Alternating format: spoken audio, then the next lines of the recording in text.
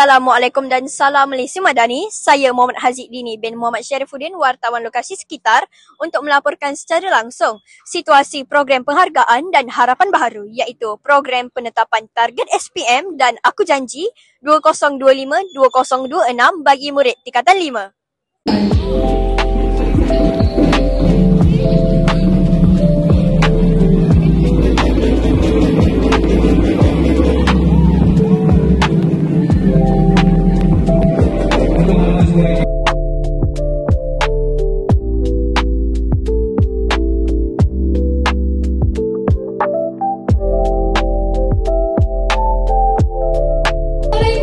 Salam hormat, salam perpaduan, salam Malaysia Madani.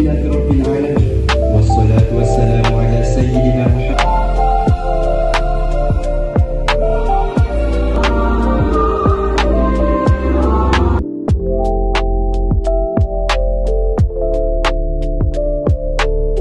Dahulu dengan Noh Amni Madia binti Saiful Bahari Dari kelas 5 DAP bagi Secina pula dipersilakan Kongzi dari kelas bagi mata pelajaran Bahasa Tamil 5B1 subjek matematik bagi mata pelajaran Sejarah bagi subjek pendidikan Islam mata pelajaran Biologi Kita di kelas 5 Lambda subjek Kimia hingga kelas 5 KLT Alpha 2 iaitu subjek Tuan di kelas 5 kita bagi subjek kita 5 S1 pelajaran Sains Sukan daripada kelas 5 S1 dari kelas 5B1 dalam mata pelajaran Graf dari kelas 5A2 dalam subjek pendidikan seni visual. Kejayaan awak.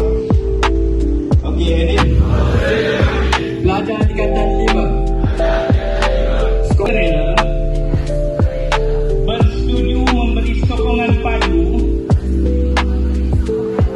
kepada pasukan program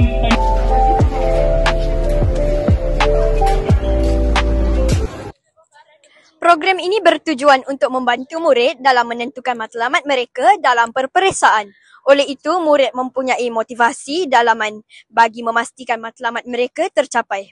Motivasi belajar tidak akan terbentuk jika murid tidak mempunyai keinginan, cita-cita dan maklumat manfaat belajar bagi mereka. Tanam padi di tengah bendang. Hujan turun menyubur bumi. Ilmu dicari janganlah kurang agar berjaya di hari nanti.